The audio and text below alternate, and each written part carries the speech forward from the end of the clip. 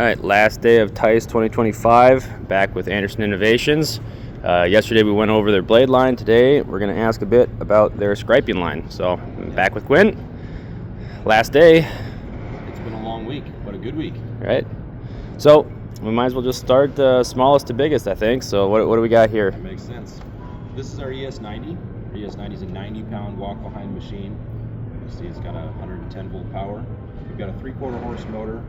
This is a very common machine for residential work. A lot of rental companies use this, especially flooring distribution companies. We've got a number of features in our ES90 that set it apart from other machines you might see in the market. The primary one is we wanted to make this machine as compact and durable as possible without making it too heavy. Most of the people that use this machine are going to want to pick it up and put it into a vehicle, so it needs to be relatively lightweight. So 90 pounds doesn't seem light, but compared to a lot of scraping equipment, this would be considered a light machine. What would you primarily use this on? I mean, is this something that like a professional contractor would be using, or is this more of like a homeowner? Like, what is the use for this? I mean, a professional contractor certainly could get value out of this machine, but typically we're going to direct those guys towards something a little bit heavier, something a little more efficient. More homeowner use or light removal work. Say a guy's doing nothing but installation, but occasionally he needs to remove a little bit of glued down vinyl or some glued down carpet, re-scrape adhesive, do a little bit of light wood demo or things of that nature. That's where the ES90 really fits in. Okay. As far as, is this self-propelled? I'm assuming not. Doesn't look like there's any motors on it. It's just a push machine. Okay. So we've got no hydraulics or anything in the drive system. It's just the man behind the machine. But it's going to be your effort. So you got to push it, but like other ones, the blade oscillates, I'm assuming? Yeah. Okay. So this has an oscillating cutting action. So the blade we can mount in the front. It's designed to hold an 8-inch blade. We can go smaller than 8. We can go larger than 8. Typically, you're going to use a blade around 8 inches in this machine. Okay. So we do have a couple different adjustments. We start with the handle. So we just use a heavy pin to lock the handle into various positions. We have a forward position that is for storage and transport. This position takes the height of the handle out, so it's easier to put into lower clearance vehicles. Can you lift it like that? Absolutely. So this gives you a place to hold here and here. We can pick the machine up. It can also be left standing upright, so it takes up just a little less space. Okay. A lot of install vehicles are full of tools, they're full of materials. You just don't have room for another big piece of equipment, so being able to fold this up really compact makes it easier to bring with you. So after we take the handle out of this storage position, we have a over center position. This is also unique to the ES90. Most of the comparable equipment you'll see has a handle that only can come back behind the machine, behind the wheels. What that does is when you try to push the machine, you're always lifting the wheels off the floor. This over center position gives us the ability to lean on the handle and put a ton of weight right against the blade. So rather than stacking extra weight on the machine in order to make it more aggressive, we don't have to carry the extra weight. We can just lean into the handle. And pushing like that doesn't really, since you're kind of centered over the wheels in between the blade, it doesn't really lift the wheels off the floor as much. No, and it also is, it's a really effective way to put weight right on the blade where you're actually doing the work. Okay. So we can move it from there. We have 2 different lean back operating positions. Yep. Just based on what's comfortable for the operator. Okay. I'm going to go ahead and put the pin here in kind of a standard run position. We also have adjustment in the height of the wheels in the back. Okay, so you can adjust the blade angle? Correct. That's how we adjust blade angle. It's a very simple adjustment. There's no pins to pull out. There's no hand cranks. It's just a single clamping lever. We can loosen, drop the machine down to a low position, have it in high position, and just one quick turn of that. Okay, so it's only a one-handed operation. You don't need a wrench or anything on the other side. One hand locks everything in tight, so you don't have a bunch of pieces rattling. It just makes it a lot more comfortable to use, and it's an easy adjustment, super robust. So, I mean, that's our ES90. It's a simple and effective machine, and we've had it really well received in rental companies. We've distributed a ton of these over into Europe through our distributor Janzer. They're really happy with this machine. It's been a great machine for them, and certainly folks here in the U.S. like it too. Cool. All right. What do we got next? This is the ES200. This is a big step up from our ES90 in terms of weight and performance. So with most of our scraping line, what we've done is just the naming convention is based off of a weight class. So our ES200 is a 200-pound class machine. We actually weigh a little over 200 pounds. It's self-propelled in forward and reverse, has an oscillating cutting action. It's powered on 110 volt with a 1.5 horse motor. We have 3,500 RPM cutting stroke, which is a lot faster than some equipment. But the big feature with this machine is that it goes 72 feet a minute. Most of the walk-behind flooring equipment that's in the market is considerably slower than that. Okay. So you've got, I should say, most of the hydraulic-powered walk-behind machines are considerably slower than that. So our light, fast machine at 200 pounds and 72 feet a minute is significantly faster than other machines that you'll see that are hydraulic. So to run the machine, you just push forward on the valves to run the machine forward and pull back to go in reverse. I'll go ahead and plug it in. I'll show you. Go ahead. Be cool.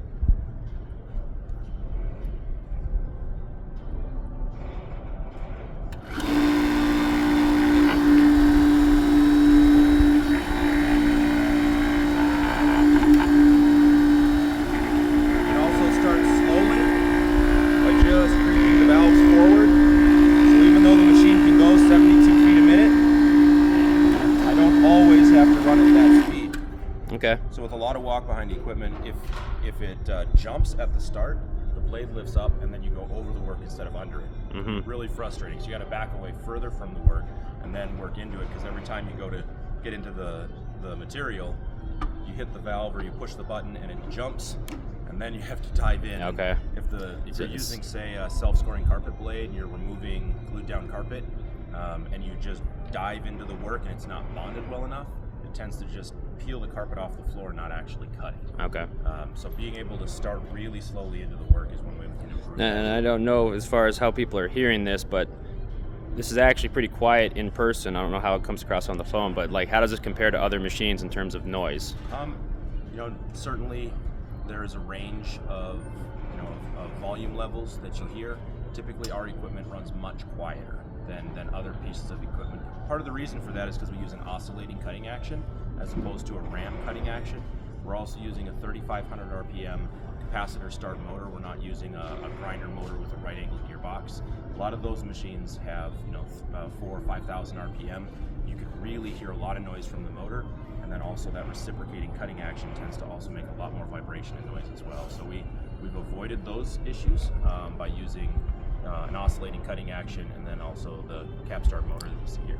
So you mentioned this is fast, especially as compared to other hydraulic machines. What's special about hydraulic versus going with an electric drive or some of the other machines out there? Well, there are a couple of advantages. One is simplicity and durability. So I have a simple 110 volt system. We use a gated safety switch, so as the machine is running, and you run too far away from the wall, your cord unplugs. When I plug it back in, the machine's going to stay off. Okay. That's a safety feature that not all equipment has. Now, you asked about how is it different, say, from other hydraulic machines or the like. The hydraulic system that we're using, combined with our motor, we just have a very simplified drive system. So I have this safety switch, I have a cap start motor. There is no other hydraulic, there's no other variable frequency drives. We only have one electric motor, not two.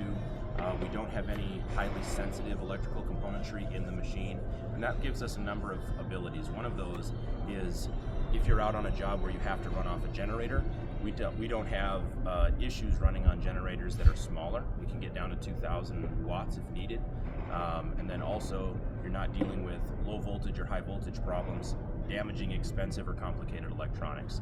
So if you're out in the field somewhere and you have an issue with the machine, we have a very simple system to troubleshoot if needed. That's an advantage for sure. And then also, compared to other hydraulic machines, we use a lot fewer components. So one of the patents we have on this walk-behind setup, which is the same for our 200 and also for our heavier machines, is our hydraulic drive system. So we use a hydraulic motor that has two shafts. The wheels mount directly to the hydraulic motor. Okay, so there's not a separate axle? No, and that's a big efficiency benefit for our equipment. So when you run this machine, the hydraulics are directly going to the wheels. Instead of having an offset motor with sprockets and chains going to axles, extra bearing packs and blocks, all of those pieces just to drive the wheels, we don't use any of that componentry.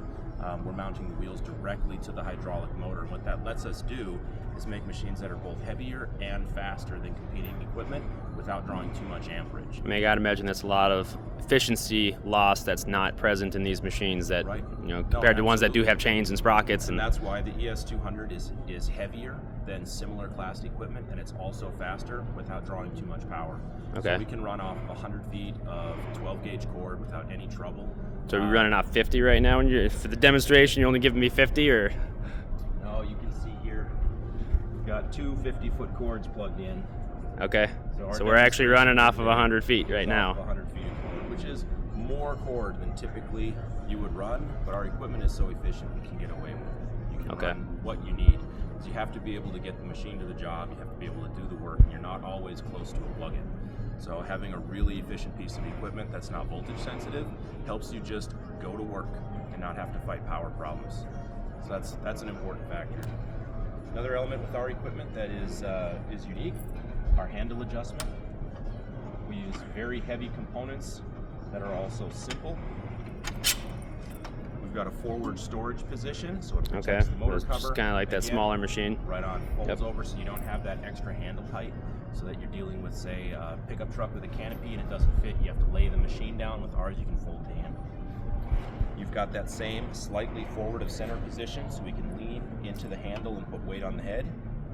And then we also have 3 different laid back positions for different operators for what's most comfortable, and then a very low position here.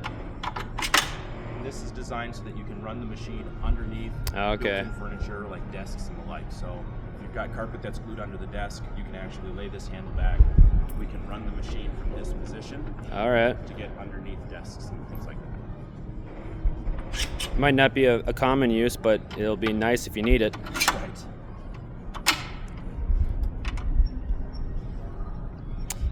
Can 2 guys pick this up? I'm assuming this is way too much for 1 guy just to lift, but We'd always recommend a team lift. okay. But with that being said, But no issue for a guy to, 1 guy, and can you grab it? Can you lift by the handle in the front here? Or is this lift by the handle in the front and 1 guy in the back? By the handle, we can also lift from the bottom of the machine here in the frame. Okay.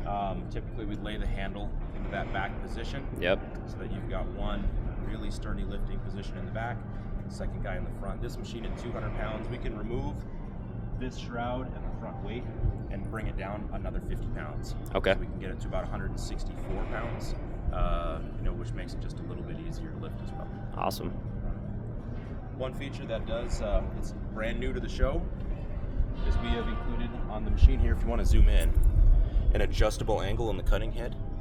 So we have bolts on both sides of the cutting head here. We can loosen these with the included wrench. Yep.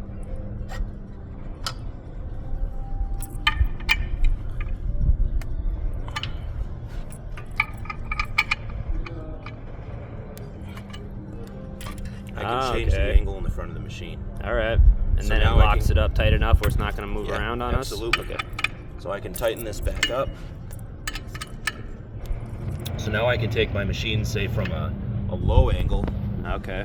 Where I want to get under something that's really heavy, like glued down hardwood or like a double stick carpet. I want to run at a low position, but then afterwards I want to re-scrape the adhesive. I can change this blade angle to something steeper and I can come back and re-scrape adhesive. So this is a really important feature that we're excited to bring to the market.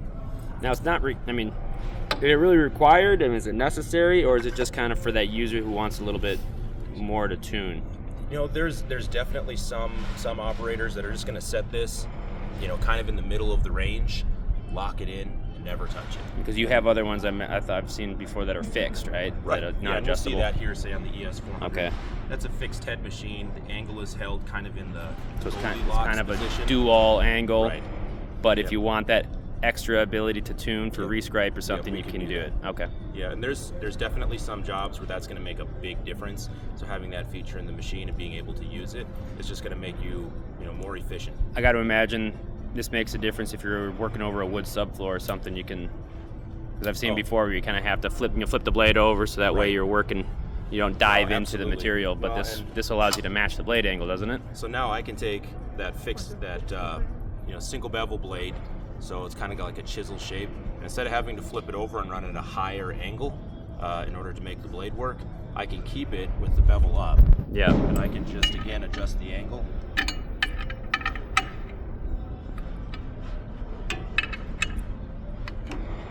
And I can run that blade really flat to the So you're saying floor. you don't actually have to flip it upside down anymore? No, you Gotcha. don't have to flip the blade, and that just makes it easier to get underneath material. Yeah. And also, if I've got, say, glued down hardwood, and if I'm going across the floor really steep so I don't dig into the subfloor, I've got my blade upside down, so the bevel is down, Yep. and I can't do anything else. Now I'm going to be fighting all of that material that's on the floor. But as soon as I drop this down really low, now that blade is down here, and it can get underneath material, you're not fighting it. Okay. So it's just a much better way to remove, especially heavy and difficult stuff. All right. I mean, because technically, if you're on a fixed blade, you're using a fixed blade instead of adjustable, and you got to work over a wood subfloor, you got to kind of flip it upside down, maybe use a grinder to match the angle of the bevel. Right. So yeah. So just having this adjustment in the front of the machine, it gives you some options. Okay. So rather than only being able to flip the blade upside down or having to grind in and back bevel, now you can actually change the adjustment in the machine to match what you need on the floor. And then from there, maybe you fine tune your blade a little bit, but you're not stuck with only two options, bevel up or bevel down. Okay. All right. Well, you touched all the main points on these two machines. Look like they have a similar style handle and that type of thing, but there's obviously more weight. So, Right. what are the difference on these two machines here versus the 200? Okay. The big difference is weight and speed. So the ES 200 is a great machine if you're just doing soft goods. You're doing a lot of vinyl, you're doing a lot of carpet, maybe get into some VCT, but you really don't deal with anything else. Most of your jobs are relatively easier demo, where you do maybe a fair amount of residential work that just happens to have some glued down stuff. You get into the realm of the 400-pound walk behind, and now you're in a much more aggressive machine. This is something that we would see as being a good accessory, say to someone who already has riders, but they need a machine that can get in and do corners, alcoves, hard to reach spaces, or edges. So rather than using your big machine to pick at these really detailed places where it's hard to use a big machine, now we can step into, say, a 400. But in their own right, they're a fantastic removal machine. There's a lot of guys who do a tremendous amount of demo with nothing but these 400-pound walk behinds. So they're absolutely a capable scraper. Are they limited as to what type of flooring they can take up? Like, can they do tile? Can they do wood? They absolutely can. But you're certainly going to run into jobs where you're going to need something more, right? I mean, anyone who's going to tell you that a walk behind is just as good as a rider, just not as fast, isn't telling you the whole story.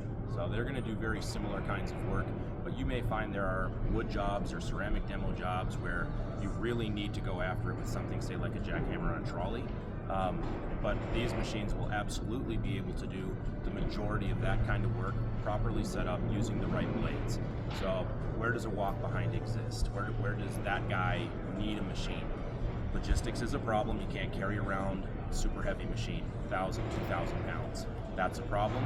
You got to be in the world of walk behinds. If you do a lot of work over wood subfloors, even if it is glued down hardwood or maybe ceramic tile, you're going to be in the world of walk behinds. If you have a lot of access problems going down into basements or you have to carry it up onto floors, you're working over those wood subfloors in those places, again, a walk behind is the machine that you should be focused on. Well, you may say like 400 pounds is still kind of heavy. So how does the guy get this up and down stairs and into basements? And right. So it takes a little bit of work, but our weight package built onto the frame of the machine here has one style of bolt. So use a 17 millimeter socket. We can pull off these outside weight plates, pull off the shroud, pull off the front weight. We can get this 400-pound machine down to 164 pounds. So you can get it down. Basically, it strips to the same size of the 200. Weight. That's right. The internals of both of these machines are very similar. The big difference in the ES400 line is that extra 200 pounds of weight, and then we changed the hydraulic system so it runs at 52 feet a minute. You have to slow down some to 52, which is still a lot faster than competing machines in the 400-pound class, but that helps us control amperage, so you still have a really reliable machine you can plug into the wall and not constantly tripping. So yeah, you can't take that machine running 72 feet per minute and just weight it up to 400 pounds because it's going to be over amperage and pop breakers. Okay. Well, you'll end up having problems with circuit breakers. That's right. All right. Yep. And will this still run off of the 100-foot cord? Let's turn it on.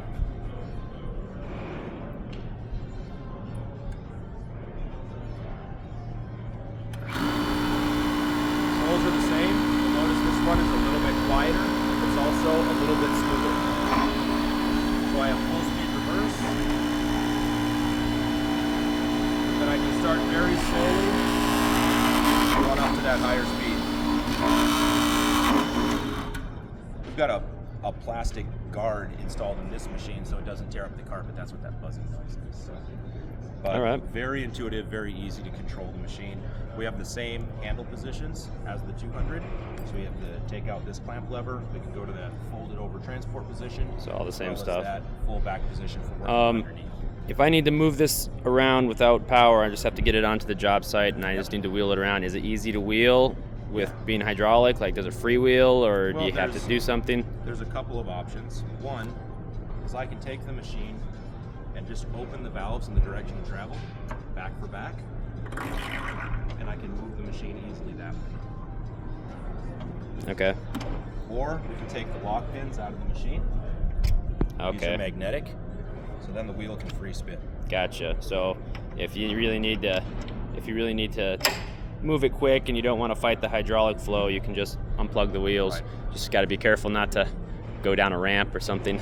So 400 pounds can get away from you, so certainly we always recommend drive it down the ramp with the pins in, power if you have it.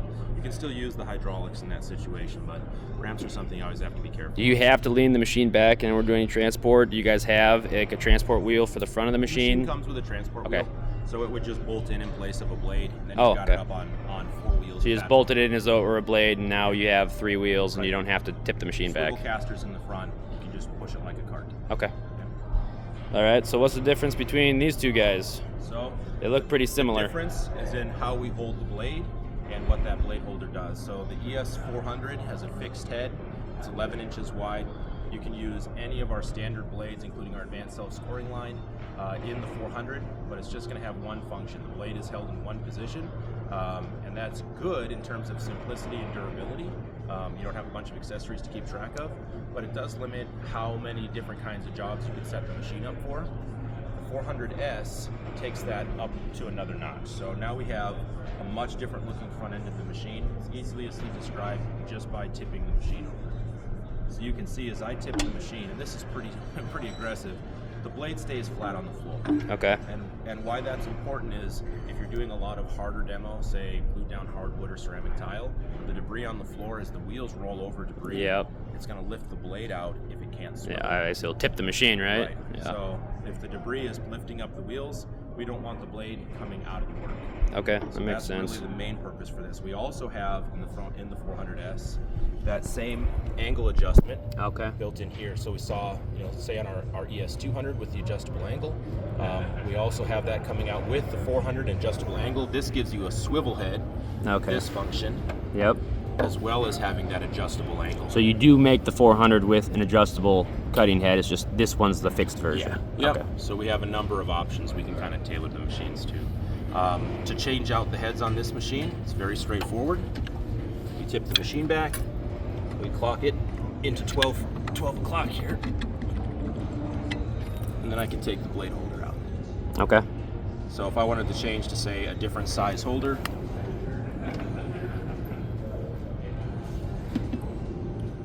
I've got a number of different options. So if you do a lot of difficult removal, especially glued down hardwood or glued down engineered wood, or if you're in ceramic tile, you want to be able to get the right size holder for the material that you're in. So this was a 4-inch, here we have a 6-inch, this one's at 11-inch. Okay. So different size blade holders, you match the blade to the blade holder, and that's just, there's less material to get caught on. It makes the machine work better. And you guys have a carbide too? Yeah. For ceramic, or? I mean, ceramic, I guess ceramic and probably hard coatings or thin set. Thin set rescrape or difficult adhesives. You can definitely use something with a carbide insert. Yep. This just keeps a sharp edge a lot longer than steel does without having to be sharpened. Okay.